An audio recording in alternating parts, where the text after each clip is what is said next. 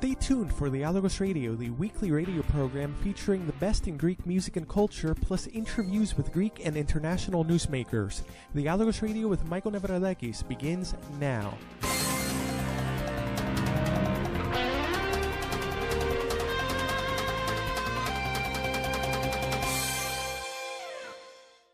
A very big welcome to our listeners for another edition of Dialogos Radio, the program which bridges the global Greek community and which is heard worldwide on over 20 radio stations and online via streaming and our podcast. I am Dr. Michael Nevradakis, and back with us once again this week is our regular guest and contributor, author, researcher, and ex-university lecturer, Evans Agelissopoulos, joining us as usual from London in our first show post-Brexit, or at least post-Brexit phase 1. And Evans, I think that, we talked about Brexit last time, but the issue that has really emerged onto the forefront concerning Greece for yet another time recently is the issue of migration, what has been taking place in Greece recently, and in particular in the islands of the Eastern Aegean close to Turkey, and of course the response or the non-response of the Greek government and other relevant authorities regarding this issue. So to get our discussion started, very generally, what is your first reading, your first take on what is currently taking place in Greece and in the Aegean regarding the matter of migration? Well, I'll say hello to all your listeners and welcoming me back to the show. Now, obviously, the Turkish issue is a very big one, and it's got a long history and it's quite complicated. And we obviously have a specific relationship with the country. In the last 30 years, Turkey's obviously been next door to the US wars of intervention within the Arabian world, and obviously Turkey has sought to profit in one way or another from these wars. I mean, throughout the 1990s decade, when Iraq had sanctions on it, Turkey was the country that was getting illicit oil from them and reselling it without tax. Then obviously these wars expanded to engulf countries like Syria, and the needs of Turkey were forcibly changed by the Americans. And because the Americans wanted, a blockade on Iraqi oil exports, they started to attack what Turkey was involved in, targeting, I think, one of Erdogan's sons. Now, Turkey as well has spent the last 20 years trying to get into the European Union. And Erdogan, I think, was chosen by the Bush family at the time to be the pro-EU candidate. And he spent, the first 10 years of his political existence promoting the EU, and that the EU will be the saviour of Turkey, and that Turkey will have developed to such an extent that it will have joined, the big European family. If we go back about 100 years ago, Turkey, or modern Turkey, when it was created by Kemal, ethnically cleansed, whole regions, the Armenians, the Pontian Greeks, and wiped out quite a lot of people. They also threw out all the Greeks from Smyrna in 1922, and they ended up signing this infamous Lausanne Treaty, which was a population swap between the Greeks and the Turks, with the only difference being the Greeks that remained in Turkey were then expelled in the 50s, whereas the Turkish descendants are still in Thrace, which is the area that borders on to Turkey. And recent announcements in the Russian media have appeared in the last couple of days that Turkey wants to take over Eastern Thrace and expand its influence in the Balkans. And then we had the mayor of Rozobi, who's Turkish origin character, who said he wants a union with Turkey. And the Greek state obviously does nothing to arrest the clown, because he's actually publicly asking for a change of borders. And that is what is key to this whole issue. Greece is pro-EU more than the EU, and they are still following the old politics of globalism, where the EU would constantly expand until it reaches India. So I believe what the Greek government supports, the Greek opposition, and almost all the parties that are in parliament, is for Turkey to de facto become co-director or co-owner of the Aegean basin. And the Greek government has been shipping over with Turkey tens of thousands of migrants into the Aegean islands and de facto creating a scenario where Greeks become a minority in these areas, and then they can present a situation. If we don't agree with Turkey to divide up the Aegean, they're going to invade us, take us over, and we're going to become a province once more of the Neo-Ottomans. You raised a lot of important points there, Evans. Lots of things to respond to. Regarding Erdogan, what is interesting to mention, first of all, he had been the mayor of Constantinople, of Istanbul, in the 1990s. It seems that was his step into politics. He was invited to the George W. Bush White House in late 2002. This was just before the Iraq invasion. And this was before, I believe, Erdogan was actually elected in Turkey. So it was clear that the Bush-Cheney administration at the time was grooming Erdogan to become Turkey's new ruler. And as you mentioned, Turkey's ruler that would bring the country in line and into the European Union. And a very small aside over here, I'll share a short story from just around that same period. And I think the timing of this is not a coincidence. When I was an undergraduate student studying political science in 2004, I was in a course titled Politics in the EU. And for some reason, we had a class where we held a debate in class on whether Turkey should be allowed to join the European Union or not. Now, it wasn't much of a debate because out of, let's say, maybe 20 or 25 students in a class, the only one that seemed to be against Turkey's EU membership was me. Because everyone there had been fed the line that was provided by the mainstream US media, by outlets such as NPR and so forth, that, the only reason Turkey's not being allowed into the European Union is because they're a Muslim country. So it was turned immediately into a race and religious issue. No one talked about Cyprus, their genocidal past, their violations, which were going on already back then, of Greek air and maritime space, their treatment of the Kurds and the ongoing military activities against the Kurds. None of that registered, and I was the only one that brought that material up in class. Now, what was interesting is the professor was Israeli, the teaching assistant was Greek, and they were the only other people in that room that seemed to side with me. All the students were repeating the mainstream media line. But this was an issue that came up in 2004, soon after Erdogan came to power. His family has an interesting history. His son has been involved, from what I understand, in various criminal activities in other countries as well. I don't even think he lives in Turkey. I think he lives in Italy or some such place. But aside from that little tangent over there, you raised a couple of other points that I want to get to. First of all, the issue of Thrace. Our listeners may not know that Turkey actually has a consulate in this region. I believe it is in the city of Komotini, which is in the region of Rodopi that you mentioned, Evans. There's several Turkish mayors there in various cities and towns. There's many towns in that region that are majority Turkish and Turkish-speaking.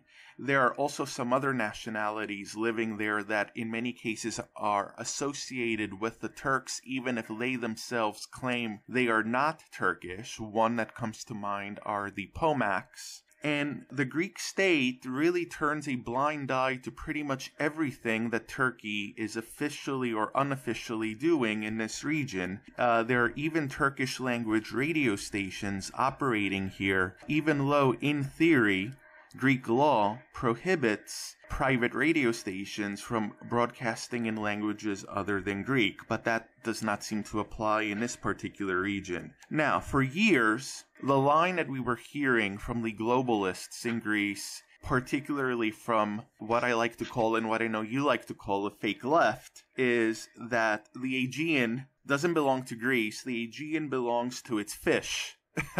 Now we're kind of getting a shift in that line where, as you mentioned, Evans, now the line that we're getting is that de facto the Aegean really belongs to Turkey. And that's a line that we're hearing increasingly from many vested interests, many think tanks, journalists, who are talking about the word in Greek is synekmetalevsi, the co-exploitation, or as he called it, the co-ownership of the Aegean. Now, here, something that comes up, and I'll turn it over to you on this, Evans, is that the current government in Greece, the Nea Dimokratia government, has been talking about taking all of the differences that Greece has with Turkey, supposedly, to the International Court of Justice in The Hague.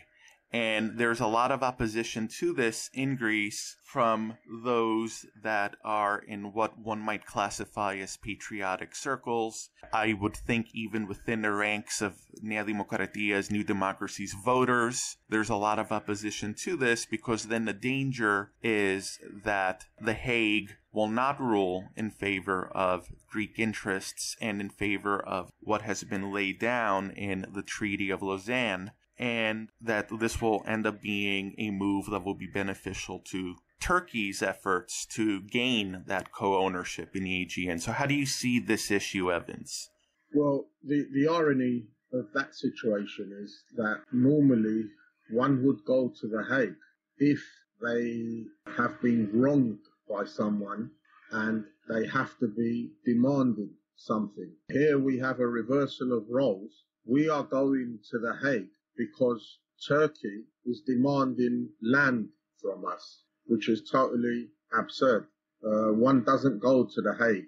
Turkey would be the country, allegedly, who would go to The Hague and say, listen, lads, all these areas are ours, and we're taking you to an international court because you've taken them from us. We've turned it on its head, and we are like in a Turkish harem there to please the Sultan. And then there were also the statements related to that made by the former Syriza minister Kouroumblis, who was attempting to excuse the very large inflow of migrants into Greece by saying that the Greek migrants that fled Asia Minor in 1922 during that population exchange entered Greece illegally. Therefore, so should today's migrants. Kouroumblis, the other clown from Elia Mep, he also said we can lose Castellorizo and we take back Crete. But apparently Castellorizo is in that oil basin. That's where all the oil is. That's why it's quite crucial. If he goes to The Hague and takes Castellorizo, we lose the oil. So it's a total and absolute joke, because we are noticing two different situations within the EU and the post-EU space. This week, a news report appeared regarding the island of Guernsey, which is just off the coast of England, but closer to France. And this island basically sent out messages to French trawlers to say, you know, you can't ship in our seas anymore. You're going to need licenses, and a whole sort of bust-up appeared. What we're doing is we are wanting to go to The Hague, not to dispute the areas that Turkey is wanting or demanding, but basically to agree with them so we can have co-management. And it's ironic that there is an institute known as Elia Mep in Greek, the Hellenic Foundation for European and Foreign Policy. And it's basically a cabal of Brussels, NGOs, Soros-funded characters who basically try and dictate foreign policy for Greece. And what is that foreign policy is to basically get rid of any disputes with Turkey over anything and everything, and try and integrate the Greek capitalist state with the Turkish one so we can have borderless and frictionless trade. The only problem with that is that Turkey has around, 80 million people. They still have a national currency, as do all the countries that border Greece, Albania, Bulgaria, Skopje. They've all got their own currencies. So does Turkey. And then if Turkey was to join, the EU fully, or there would be no borders, Greece is already in a bad state. It would just totally disintegrate, primarily because nothing would ever be produced in Greece. And it appears that is their agenda, to bankrupt every productive activity in Greece in order then to make it a de facto certainty that whatever's left of us is integrated with our neighbours. And I'll give 2 or 3 examples on what I'm saying, because they don't really get any mainstream media on this. The Greek government is currently on a plan to shut down all the lignite processing mines. That is a form of coal that we still use to have 40% electricity production. They want to shut it all down, so we are then dependent on Turkish coal exports or the Bulgarian nuclear plant to the north of us to provide us with electricity. That's one area where this government is on a path to get rid of our independence even more. Then we notice on the Greek islands, they have currently, they claim in the North Aegean, 50,000 migrants in Chios, Mytilene or Lesbos, as most people know it, and Samos. They now want to double and possibly treble this population. And because these people haven't got anything to do all day, and, they just roam the streets, and if they're not mugging people or robbing, they try a few rapes here and there. I mean, there's been instances where they tried to grab some small Greek girls near a car park, and luckily there were enough Greeks who were able to take them back. And they've been burning down trees to basically create fires. And the trees on certain of these islands are quite historic. In Chios, it grows the plant which makes vanilla. I forgot what it's called. Mastika. Mastika, yeah. And on the other islands, they have olive trees and wine production. So if they're cutting down these trees for fire, possibility of the fire spreading, so then that will wipe out, the indigenous production, which, again, fits in neatly with the EU, which wants to cut down a lot of indigenous production throughout the EU region and just import from, lower cost regions, because the EU only follows what the supermarkets tell them. They don't want indigenous production, they just want imports. And the third area of these changes they're trying to implement to make us a de facto neo-Ottoman protectorate again is the cultural bombardment throughout the mass media. We have to respect the rights and traditions and culture, who many of them are involved in practices which, have been wiped out in Greece for the last 300 or 400 years. Marrying, your first cousin, handing over land for your daughters, or getting rid of your daughters, involved in, the other practices they do for the young girls with their sexual organs. There's a whole array of cultural and historical events. And what does the government say? And next to it, the educational institutions. We obviously have to respect diversity, as they say, and we have to culturally mix in a scenario where these characters, don't work. They spend all their time on the internet all day. So, a lot of them are young males. There's no controls in what they're seeing and what goes into their brain. And fourthly, they have absolutely nothing to do. And in the next segment, we need to talk a bit about, these migrant hotspot camps, how they claim they're going to set them up and how they claim they're going to fund them, and what are all these people going to be doing in them. Right, and we will talk about that coming right up in our next segment, Evans. Just a couple of quick comments. Samos, in particular, it's an island that I've been to. It's an island that has been famous since ancient times for a very unique variety of sweet wine that is still produced today. It's one of the most ancient wines in the world. More recently, in the past 2 decades, it has had at least 2 major fires that have burnt a lot of the old forest on the island. Chios also recently, about 6 or 7 years ago, had major fires that burnt a lot of the masticha trees. And just as the masticha production has begun to rebound on the island, we're getting these recent incidents taking place. And then you mentioned supermarkets, Evans. You go to a Greek supermarket nowadays. It used to be that Greece pretty much was self-sufficient in food production and agricultural production, and at all levels: fruits, vegetables, meat, milk, dairy products, etc. Now we're talking about a country that is sunny most of the year, that has a Mediterranean climate, and you can't find, for instance, a Greek lemon anywhere. They're imported from Turkey, they're imported from Chile, let's say, or Argentina, or Spain. Spain gets to produce lemons for whatever reason, but Greece doesn't. You can't find a Greek lemon, however. I often find Turkish lemons. I find Turkish onions. And then I also find a lot of non-food products increasingly in Greece are coming from Turkey. A lot of construction products, a lot of lumber, a lot of plastic products, plastic chairs, for instance, and even those juice dispensing machines that you often see in restaurants. Those increasingly I see are from Turkey as well. So you have a country where the media tells us here in Greece that they're about to start a war with us any minute and are going to crush us. And they're at war with Syria and they're helping Libya out and they're battling the so-called rebel army or liberation army in Libya. We hear that, and yet at the same time, what we're seeing is this increased trade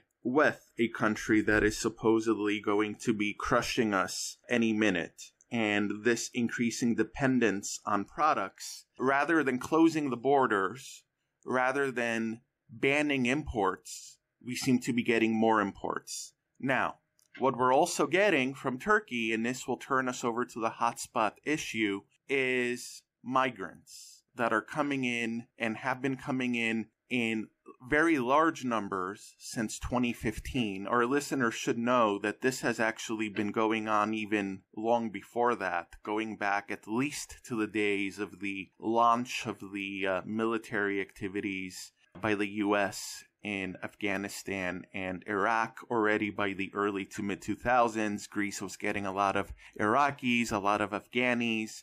But since around 2015, there has been an unprecedented, for modern times, wave of migrants that have been coming into Greece through Turkey, mostly entering either through the Aegean islands, those islands you mentioned, Evans, like Lesbos, Chios, and Samos, and some others, and also some that have been entering through the mainland border region, which is the region of Thrace that we mentioned earlier. So hotspots, what others call so-called detention centers, have been constructed in various locations in these regions, such as in Lesbos, for instance, where one of the more famous ones is Moria. Another one is in Samos, just above the capital city of the island of Samos. These hotspots, there's just so many migrants coming in that there's way more people inside those hotspots than they can handle and that their original capacity was planned for. Locals have been reacting to the fact that there's been all sorts of criminal activity taking place that did not exist on these islands before.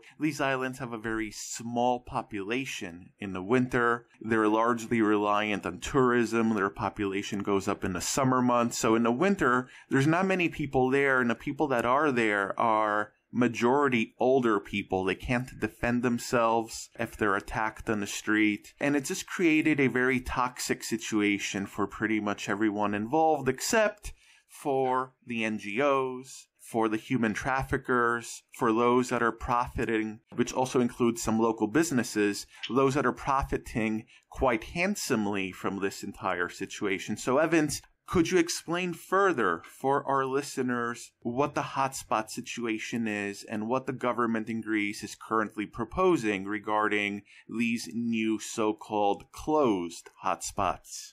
Yeah, well, it wasn't long ago when Mitsotakis, who made a statement saying that we used to be a small province of the Ottomans and now we've become developed. And one wonders what these people are up to, because within a year and a half we're going to be allegedly celebrating the 200-year anniversary of the Greek Revolution, when we liberated ourselves from the Ottoman Empire.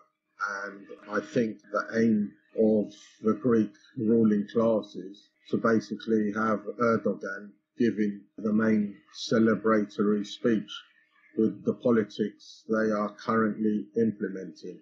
I mean, some of the listeners probably don't also know that the lady organising the celebration, a ship owner's wife called Agelissopoulos, the lady that was in charge of the Olympics that occurred in Greece in 2004, sold a drill ship to the Turks. And this is the same drill ship that has been going into Cypriot territorial waters and was recently heading towards the coast of Crete. And because the Greek government has already sold off most of the drilling areas to foreign multinationals, I think French naval ships arrived to basically push them off. Now, going back to these, what they call hotspots, it's true, yes, in 2015, Merkel opened the borders, and I think her aim was to forestall a collapse of the EU by actually trying to expand it even further and quicker. And the plan was so absurd that I think they expected to receive maybe 200 to 300 million people within the space of a year. And it's physically impossible to process that many people or to ship them across through certain routes. So far, according to the islanders, more than 1 million people have passed through them islands. And because we are now in a situation where certain countries in the Balkans and Central Europe, like Hungary, have said they ain't having any, neither is Poland, it's difficult to ship all the people through Greece. So what's happened is quite a few have ended up being stuck there for longer and longer periods of time. I mean, there's a small island I was reading the other day called Leros. I think there's 3,500 migrants there, and the camp is only for 800. And I think that there are more in Leros than the actual islanders. And it reached a stage where they handed over the police station for the migrants to sleep in. Moria, everyone knows, which is in Mytilene, which is basically the biggest island, and it's an indigenous island with its own production, and it's got its own electricity generating station. And recently there was a fire right next to it, threatening to blow it up and then turning the whole island into darkness, because the migrants are just, cooking pots, fires everywhere, there's rubbish everywhere. The actual physical structures of these islands cannot cope with the volume of people they've shipped in. And Moria, the capacity is allegedly 3,000, but there's about 30,000 there. And the recent plans, from what I've read, the government passed a law, and it's funny, RT ran a news story yesterday interviewing a couple of main political characters there. One, I think, was the regional governor, Mouzouris, who's famous now because he's leading protests on the islands. He was in Athens yesterday leading a protest, and the man is, a total and abject clown. His main line is, we've got to get rid of the migrants from the islands, and where are they going to go? Oh, just send them all to Greece, the mainland, and then we can fill up the place again. And he is allegedly going against the government by asking for, please return the quality of life on the islands to how it was.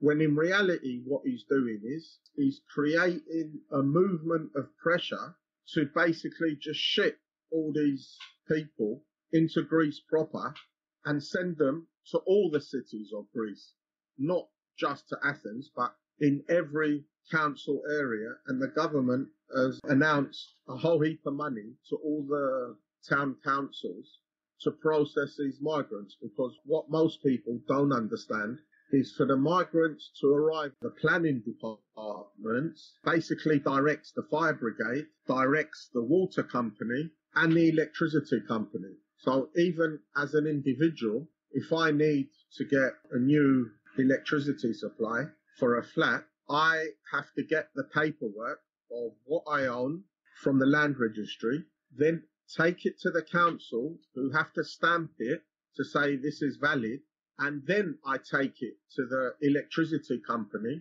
to get a number to process a job.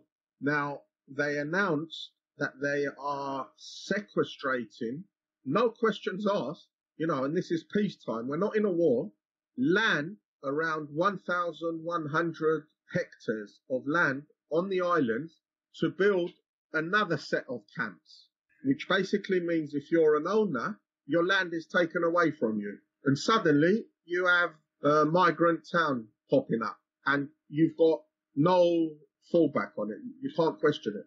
Protesters in Chios yesterday got their farming trucks and blockaded one of the roads there and protested, and they were interviewed on state TV. And the government then announced, and this is the joke, oh, we will take your land, but we'll pay you a rent. We're not just taking it, we're going to give you a bit of money. Now, there's no discussion on what the amount of money is. This wasn't announced when the government passed the diktat by law. And basically, it's let us take it, and down the line, we'll see what happens next. And this is the issue. All these mayors in all these areas have become new democracy because of the elections when they stood on a platform of closing down the camps and no more migrants into the areas. And they have now had a little mini general strike. They've led protests. They then led a protest into Athens yesterday, and they are all allegedly against what is going on. And this is the irony of the situation. Are they really against it, or are they raising the amount of money they can gain from the situation? Because the delivery is what counts. So what they might be bargaining is, look, we've held 5 or 6 demonstrations, we've tired the people out, we believe you've offered us A amount of money, but in reality you should offer us a B amount of money, even more, because we've kept everything calm and we've controlled the people. And this is where the situation is going to get clever, because there was another local councillor who reminded everyone that when Syriza went to impose the first set of migrant camps, they also flew in riot police from Athens to crack everyone's head open. And about a week ago, they showed this happening when they had one of these fake migrant riots, which was engineered by the NGOs. And what they do is they go into the migrant camp and they say to the people, we need to have a demonstration. You need to come and riot, because it will get into the international press and the situation will then be known that you can't live in them conditions. And there was that funny girl on one of the islands, one of the videos popped up, where she was screaming, Moria camp is dirty, it's not fit for humans, only animals can live there. And everyone highlighted her nails were painted and she looked perfectly all right. And it brings us back to the previous comedy when a group of African migrants were sent to a done-up monastery somewhere in Greece, and they were moaning, take us back to Moria. So what are we to believe? That everything, all the conditions are inhuman? They basically need 4-star accommodation, or they need Greek people's homes. And this is where the other sinister part is coming. Georgiadis, who was the clown of a minister who's changed more parties than I've had hot dinners. He was previously the Minister of Health under Samaras when he shut down all the hospitals and people couldn't have cancer treatment. He's now become the Minister of Investment, a big title, and he was again on the internet priding himself that he was the one who sold the ports of Mytilene to the Turks. He now appeared saying, we will take your homes, i.e. all those who owe debts for their only house, if they only own one house. It's known in Greece as the first home policy, which up until now has been blocked from repossessions. We will take your first home if you don't pay what you owe, and basically they will hand it over to migrants, NGOs who get funds to house migrants. And there was a report from Thessaloniki from an estate agent who said we can no longer find property to rent because NGOs come in and they ask, how much are you renting this place for? And if it's 500 euros, they say, we offer you 700, give it to us for a year. And then they stick in, 5 or 6 people and they get money for that. So basically, we've got a twin track policy against the Greek nation. Flood the islands so we become a full-blown minority, repossess first homes from the Greeks, and basically get rid of indigenous energy production. So the phrase now is, new democracy is Syriza in blue. They are continuing where Syriza left off, even sort of, fast-tracking it. Or another alternative of that phrase, Evans, Syriza with neckties. That's another one that you hear a lot here in Greece. If they've worked out that 500,000 Greeks have left, they're going to try and bring in 500,000 to stay in Greece straight away. No questions asked. Do you get what I mean? Because that fills the void of the Greeks that have left. That's why the numbers are phenomenal. This is Dialogos Radio. I'm Dr. Michael Nevradakis. We're with author and ex-university lecturer Evans Agelissopoulos here talking about the migrant issue in Greece. Evans, you mentioned a few things that I will just add a couple of points to before we move on. You referred to what is essentially the primary residence policy in Greece, where up until now, even though the story has been throughout the years of the economic crisis in the country, that there's been all of these foreclosures of homes and properties, primary residences were protected. And it seems that that final layer of protection for what is most people's either main property or only property might be whittled away. So that's one issue that's come to the fore, and it's directly related to what is going on with the migration issue. Recently also the Greek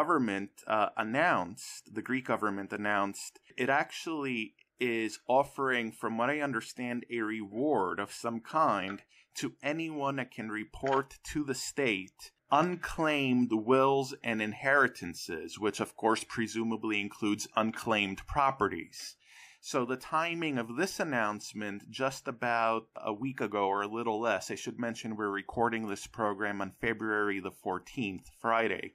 So just a few days prior to today, this announcement comes from the government about a request for any knowledge of unclaimed wills and inheritances, so that presumably the state can then take over these properties as well. And then getting to the issue of sequestration, or what they call in the United States, for instance, eminent domain, requisition, taking over by force, basically, people's properties. We're seeing that being raised as a very strong possibility by the current Greek government. And what we're also seeing at the same time is the reassignment of public lands, publicly owned lands, also to be used for the construction of these so-called closed migrant centers that are set to be built not just in the islands, but also in mainland Greece as well. Now, there was a bit of a cutout before, but I think an interesting point that should be shared over here that relates to what you were saying about the local councils, Evan, is this. Supposedly, these mayors and these local politicians in these islands like Lesbos and Samos and Chios are leading the protests against the continued situation with the migrants coming in. And yet, as you've pointed out off-air, Evans, it is these local authorities that are responsible for connecting these migrant centers, old or new, with sewage and water connections, because the water utilities and the sewage utilities in Greece are run by the municipalities, not by the central state.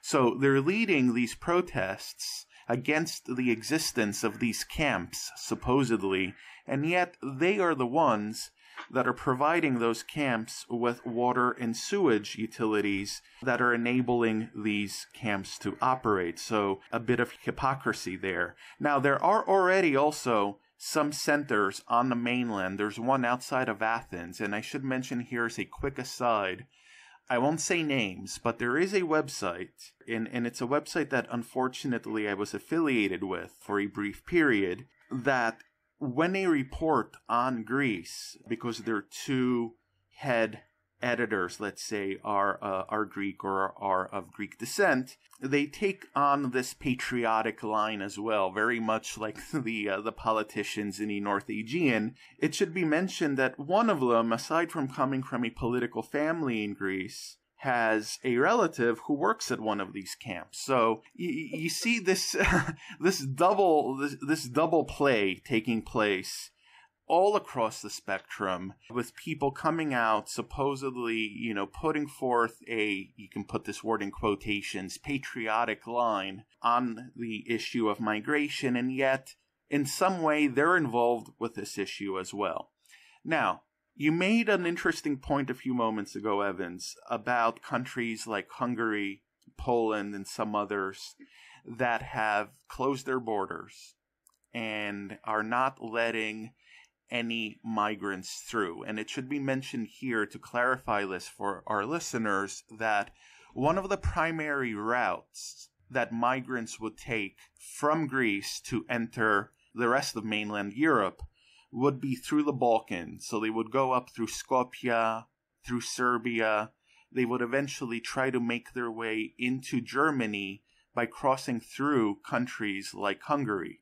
Now that Hungary has closed its borders and put up barriers and has ships going up and down the areas of the country where the border is on a river, it has become much more difficult for this particular crossing to be completed. So there's been a backup of migrants in Serbia, from what I understand, trying to get into Hungary, and from Hungary, presumably, to go on to other countries. But what is being heard in Greece, and I think this is part of the misinformation campaign as well in a very clever way, is that all of Europe has shut down its borders. It's just Greece that has them open. No one else has open borders anymore. And anyone that is following this issue knows that is not true. The same thing is happening in Italy with migrants that are crossing the Mediterranean. Malta. I've heard that Malta now, the population of migrants is at least as big as the indigenous population. We're talking about a very small island nation.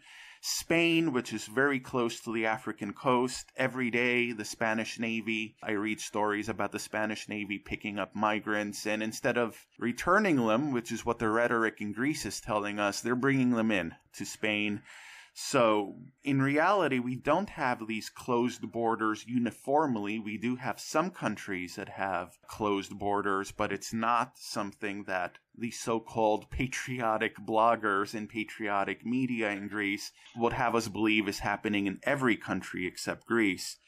I do think this points to a more significant issue, however, that concerns the EU itself, because supposedly one of the main tenets of the European Union is free and open movement within the European Union, open borders. We have the Schengen Agreement, which also includes certain countries that are not EU member states.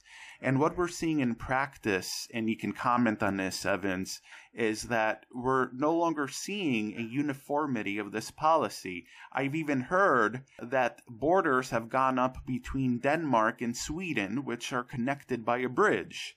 And now what we're hearing is that in Switzerland, which is not an EU member state, but is a member of the Schengen zone, a referendum will be held this coming May about whether or not Switzerland should remain a member of the Schengen zone. So we might have a form of, I don't know what we would call this, Swiss exit, whatever. and it just shows us that this overall open borders structure of the EU is under threat.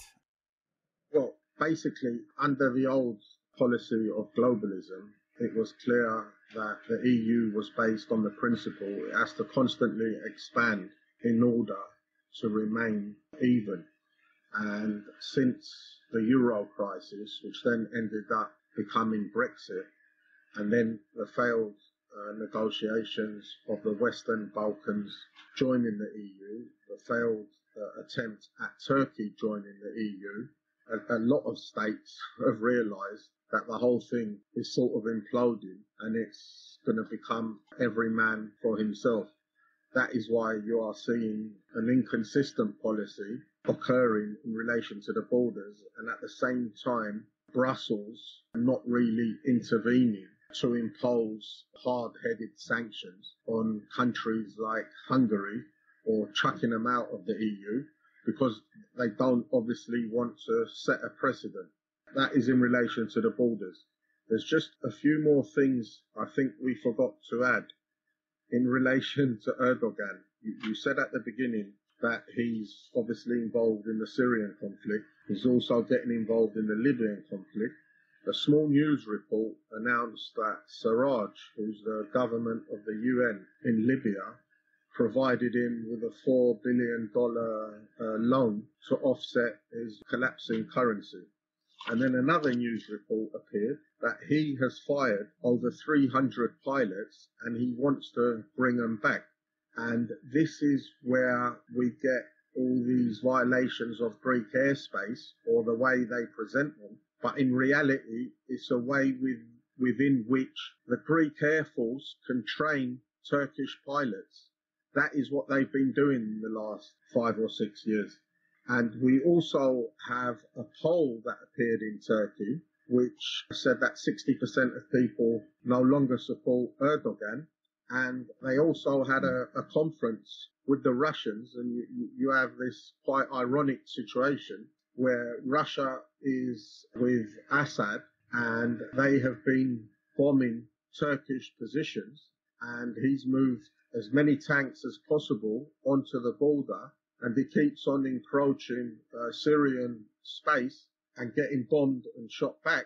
And they also announced today that he's removing all his tanks from the Evros border to send them down into the Syrian space. Now, what is going on, no one 100% can really tell. It's just that Erdogan is always using a twin-track policy for everything to try and generate money. So, he threatens to flood the EU with 3 million migrants every now and again.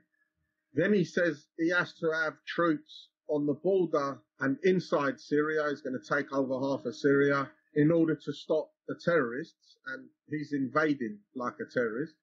Then he gives a speech to his own party saying that we're going to recreate a neo-Ottoman empire, and our brothers in Libya want us, our brothers in the Ukraine want us, because allegedly he considers the Crimeans Turkic-speaking people, and he hands over $200 million to the nutters in Kiev. So the man, I don't think, knows what on earth he's doing. He's trying to please all the foreign powers. He's fighting with the foreign powers. And at the same time, to his domestic audience, he's saying we're going to be successful in Syria, in Libya. And this is the key. His success can only be guaranteed by the Greek government if they give him co-ownership of the Aegean, because the coastal areas that he is after do have deposits of oil. I think it's called the Herodotos Basin. And I think this is what the key to the situation is, that the Greek government is his ace up his sleeve. Absolutely. And what we're seeing in Greece is this same Turkish threat is the bread and butter, not just of the government, but also the so-called patriotic opposition to the government, who pretty much every day are bombarding their audience with stories about how Erdogan and Turkey are going to be coming in any minute and that the Turkish threat is imminent. And it may be in this clever, underhanded way that we've been talking about today, but they're making it appear like the Turkish army is minutes away from rolling into Greece. And to highlight the absurdity of this particular rhetoric, we can look no further than a recent incident involving two of Greece's biggest oligarchs, one of whom happens to be from the former Soviet Republic of Georgia, who is often called the Russian in Greece, who is a member of, or was a member, I believe he still is a member of Putin's Foreign Affairs Committee, was a former member of parliament in Russia with Putin's former party, United Russia. I'm talking about Evans Agelissopoulos. There's this whole issue that blew up concerning his ownership of two football teams that are playing in the same division in Greece's football championship, and how this is illegal and anti-competitive. And the ruling was that he is, or at least people directly connected to him, own both of these teams. And apparently one person on this professional athletics commission, a supposedly patriotic lawyer, said that yes, he does own both of those teams, but he purchased this second team, Xanthi, which is in that Thrace region that we were talking about earlier, that has that large Turkish, what they call minority. We had this individual say that he had to buy this team because otherwise the Turks were going to come in and take over Xanthi. And by Xanthi, she didn't just mean the team of that city, but actually take over the city itself. And people sit around in Greece, not everyone, of course, but there's people in Greece that sit around and believe this stuff. And it just plays into the hands of the government, because if there is this constant imminent threat that you're going to be crushed militarily from moment to moment, it paralyzes you. And what that paralysis does is it doesn't allow you to actually see the big picture and what is actually happening, which includes, of course, the migrant issue, and which includes, of course, what actually is happening between the Greek government and Turkey in a way that they seem to be coordinating different things. So we're about to wrap up here. Is there anything else you'd like to add, Evans, on this issue before we close out? I think basically Turkey is now under severe pressure, both economically and from the fact that Erdogan is a small town village boy who's built himself a 1,000-room palace, and he's dreaming of a neo-Ottoman empire, and he will end up collapsing in Syria, getting hammered in Tripoli, because Haftar forces are now bombarding Tripoli and the airport, which means Turkey cannot, under any conditions, send any troops there, and any movement into the Aegean without the full agreement of the Greek government, and this is the problem, is going to be impossible. For a start, that is where most of his foreign currency earnings are in terms of tourism, and where foreign multinationals have got these oil concessions. So I think Turkey now is in a severe impasse, and Erdogan's moves aren't really helping the situation, because he's falling out now with Putin, who became his lifesaver after the failed coup against him, and his fallout with the new Trump administration. Right, and what we've been seeing from influential publications related to the foreign policy establishment in the United States, in the UK, and even from Israel, is an increasing turn against Erdogan and against the Turkish government. For instance, there was one recent article from an influential publication calling upon all of the U.S. military apparatus that is currently in Turkey, which presumably even includes nuclear weapons, to be transferred out of Turkey and into Greece. So these were not things that one would read anywhere, at least not anywhere from any establishment foreign policy publication of the West 5 or 10 or 20 years ago, but we are reading these sorts of stories and these sorts of analyses now. So, as he said in our last show, Evans, a week in politics is an eternity. We'll be back in 2 weeks. We'll see where things stand with Turkey, any migration situation, as this is an issue that promises to be ongoing. So, Evans, thanks once again for joining us this week here in Dialogos. Thanks for having me on. All right, this has been another week of Dialogos Radio. We were joined this week once again by Evans Agelissopoulos from London. I'm Dr. Michael Nevradakis. We'll be back in 2 weeks. Thanks for joining us.